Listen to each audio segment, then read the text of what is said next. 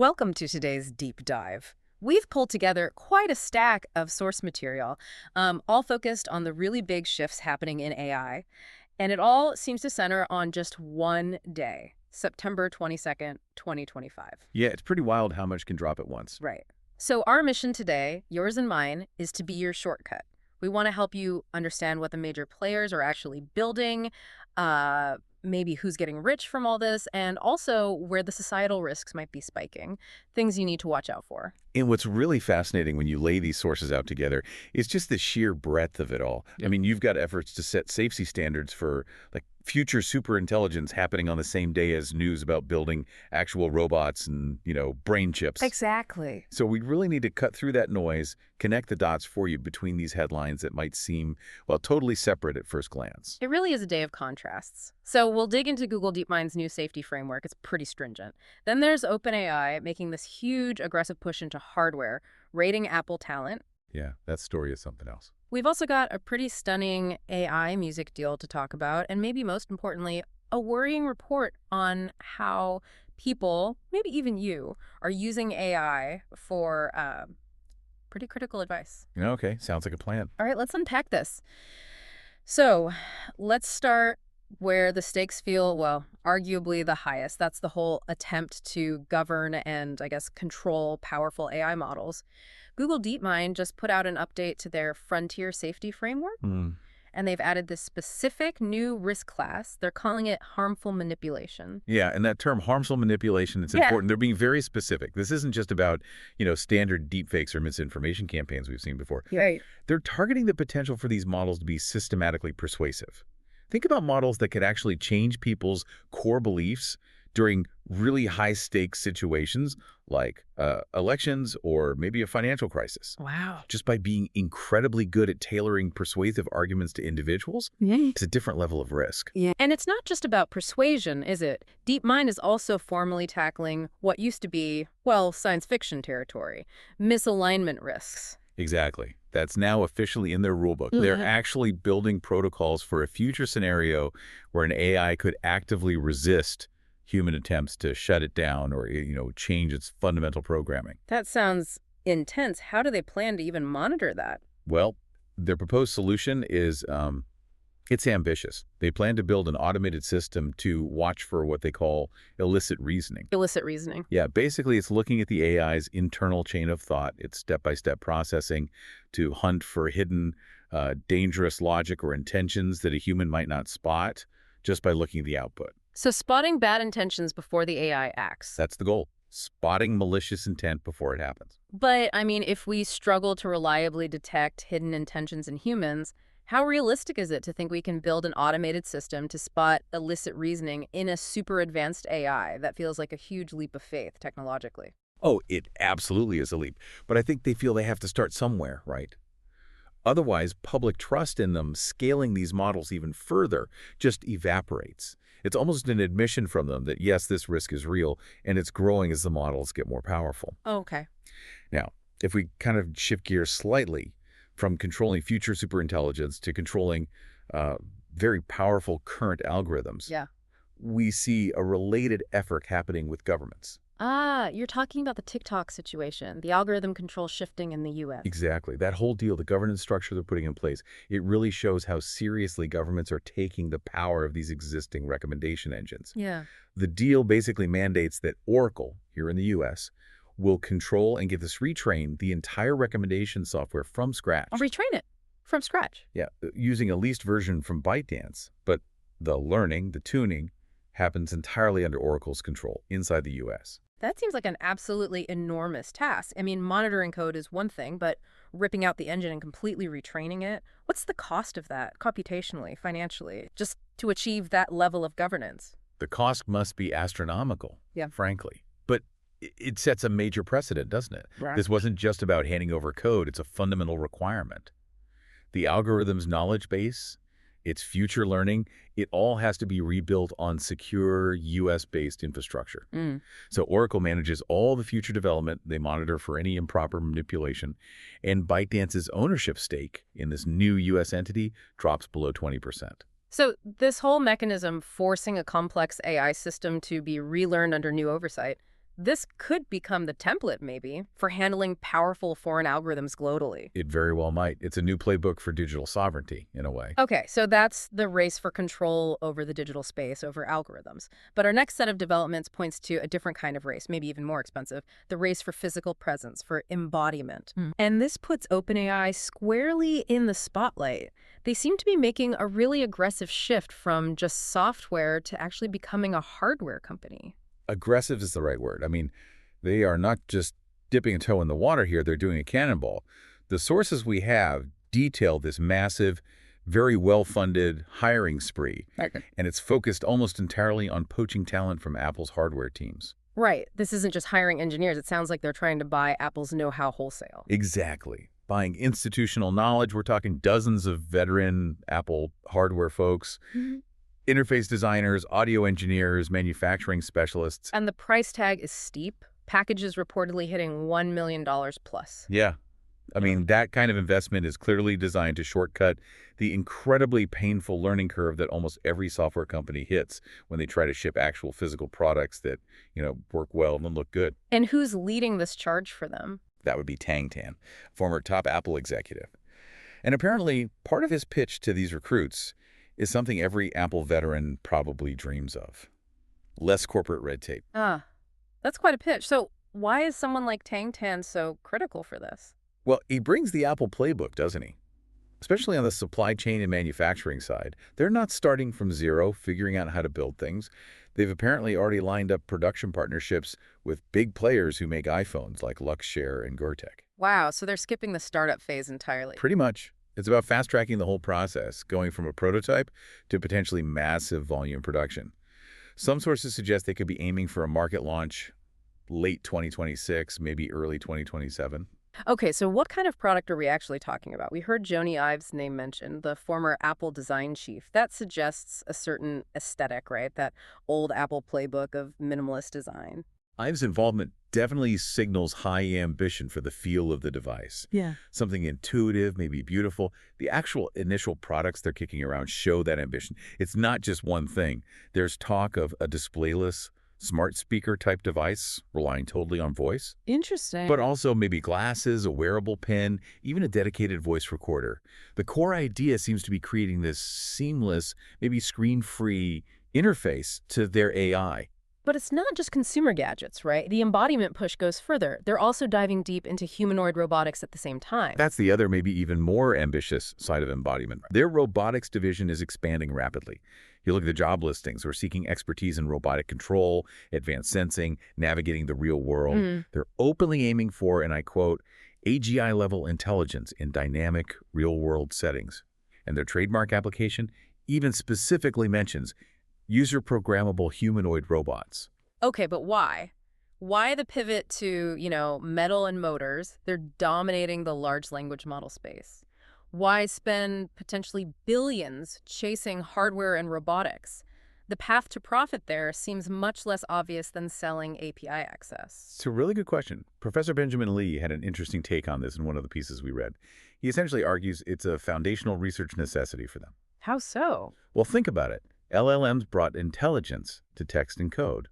Robotics is about bringing that intelligence into physical reality. The actual gains in understanding needed for AGI, things like physics, interaction, planning in a messy, unpredictable world, those gains might actually be greater from tackling robotics now, even more so than just scaling up language models further. So it's less about immediate profit, more about planting a flag in the next big, difficult frontier of AI research. Exactly. It's a strategic land grab for that next layer of AI application, the physical layer. Okay, let's pivot now. We've talked about control in physical bodies. Now let's look at two specific breakthroughs that really highlight the extremes of where AI progress is heading. One in just raw computational efficiency, the other in biological interfaces. Right, the efficiency shockwave. That comes from XAI with their Grok 4 fast model. The descriptions use words like hyper-efficient, and the economic implications look, well, huge. Huge is right. Grok 4 Fast apparently delivers performance that's very close to the absolute frontier, the biggest models out there, but at a reported 98% price reduction compared to its predecessor, Grok 4. 98% cheaper. How? Primarily through efficiency gains. The key metric is that it uses, on average, 40% fewer thinking tokens. Okay, we hear tokens thrown around a lot. For listeners who know the basics, what does using 40% fewer thinking tokens actually mean for how the machine works? It's a good question. It basically means they've drastically cut down the internal computational steps, the sort of internal back and forth the model needs to do before it gives you an answer.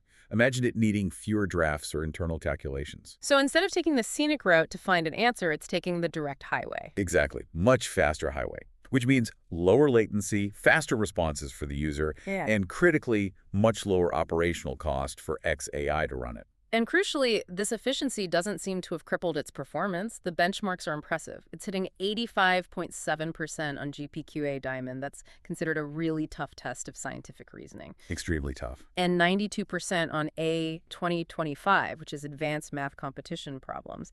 It's actually beating the larger, more expensive Grok 4 in some areas. Yeah, that's the kicker. It's not just cheaper, it's arguably better in some ways. This isn't just, a nice engineering achievement. It's potentially a major market disruption. Well, think about it. If intelligence at this level suddenly becomes 98% cheaper overnight, what does that do to smaller AI companies competing mainly on API costs? Right. What does it do to the big cloud providers whose whole business model relies on renting out expensive AI computing power? Right. This is basically the definition of intelligence becoming too cheap to meter. It shifts from being a luxury good to potentially just basic infrastructure. Okay, that's the pure computation side. Let's make a hard pivot now to the biological side. Neuralink. They had a pretty major announcement about their clinical trial progress. Yeah, huge news from them too. They're apparently gearing up for a clinical trial set to start in October for a device aimed at restoring speech. Speech restoration? How? The goal is to allow nonverbal individuals to communicate again by directly decoding the brain signals associated with imagined speech, turning thoughts, essentially, into audible words or text on a screen. They've already received FDA breakthrough designation for this specific application. The pace there just feels extraordinary over the last year or so. It really has been unprecedented.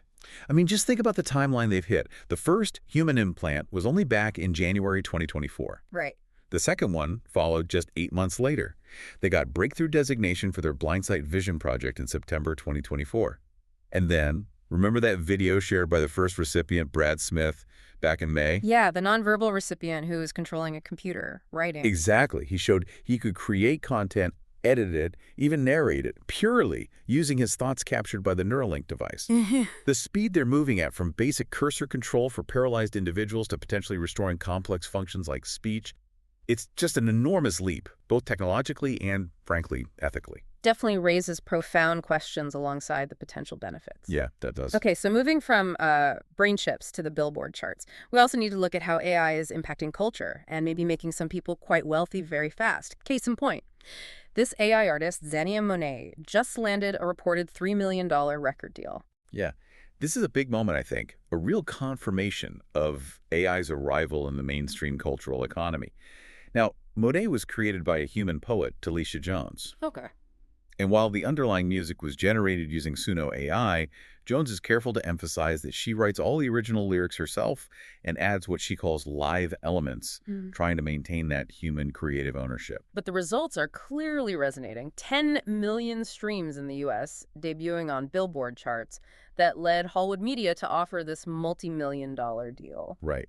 And it's not an isolated incident. This follows the signing of another prominent Suno creator in Molliver just a few months back. Yeah. It seems the music industry, or at least parts of it, have decided that, while the legal battles over copyright rumble on. The smart move is to sign the talent, human or AI-assisted, that's actually getting traction. Exactly. Monetize the high-quality, high-volume creativity that these tools are enabling. It suggests the output quality has reached a point where many consumers just don't care that much about the synthetic origin as long as they like the song. But, and this is a crucial but, while AI seems to be rapidly mastering creative fields like music, its push into areas requiring high-stakes personal advice. That's painting a much, much less harmonious picture. We absolutely have to pivot now to this really quite stark report from Pearl.ai about advice seeking. Yeah, this report felt like a huge warning flare, a warning for you listening right now about how AI might be getting misused in really critical decisions. The headline stat, 40% of Americans surveyed said they use AI weekly for advice on serious topics. Weekly. Yeah, we're talking medical questions, financial planning, even legal advice. And this isn't just theoretical usage. That level of trust is leading to documented negative consequences. Mhm. The specific numbers in the report are frankly alarming. 22% said they followed AI medical advice that was later proven to be wrong. Wow. 19% reported losing money because they followed bad AI financial advice. 19% loss. But the stat that really jumped out at me, the one that underlines just how much misplaced trust there might be, 31% said they would let an AI lawyer defend them in court. Yeah. Defend them in court. That's Right. that's a staggering level of faith to place in a system that fundamentally doesn't grasp the consequences of failure in that context. Right. Like that disconnect was captured really well by the Pearl CEO, Andy Kurtzik. He had this powerful quote saying, AI's defining weakness right now is its confidence without certainty. Confidence without certainty. Exactly. It creates what he calls an illusion of expertise. He argues we're being sold tools that can mimic authority incredibly well, but they haven't actually earned it through real-world understanding or accountability. And that creates this structural safety gap in pretty much every high-stakes field AI touches. So what's the proposed solution? The report doesn't say ban it, right? It talks about maintaining a hybrid intelligence, blending AI's accessibility, which is undeniable, with the wisdom and verification of a human expert.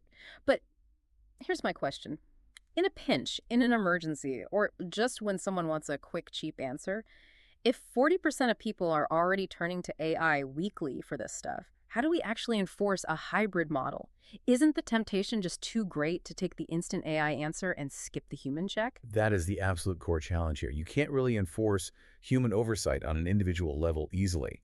But what you can potentially do is mandate verification and change how these tools are presented and integrated. How so? The solution might lie in the industry itself and perhaps regulators, shifting the marketing and framing.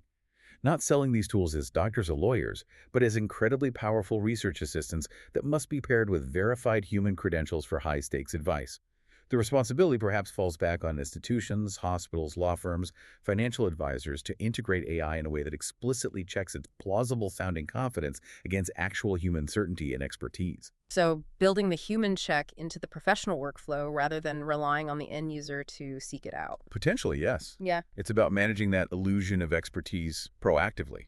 Okay, we have covered a massive amount of ground today. We've seen these extreme ends of AI progress, really. From DeepMind trying to put guardrails on future superintelligence and Oracle trying to control today's powerful algorithms to OpenAI's huge bet on physical hardware and robots, we saw computational models like Grok 4 Fast becoming almost unbelievably cheap, potentially ubiquitous. Right. And then the profound, maybe slightly unsettling, rapid acceleration of biological interfaces with Neuralink.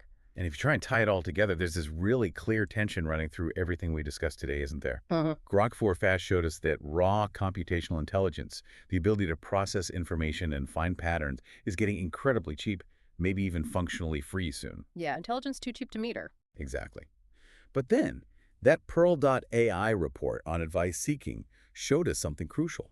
The human cost of actually trusting that free intelligence, especially when you apply it blindly to really high-stakes decisions like your health or your finances or legal matters, that cost is still incredibly high, potentially devastatingly high. Which really brings us to the essential question, the one that maybe you, listening, need to be thinking about right now. When the price of just accessing basic information or getting a quick analysis drops essentially to zero, how do we, as individuals and as a society, correctly assign value to verified human expertise, to actual wisdom, to judgment, to certainty? What steps do you need to take personally and professionally to make sure you're getting reliable guidance, getting that certainty, and not just falling for that very convincing illusion of expertise that AI delivers with so much confidence?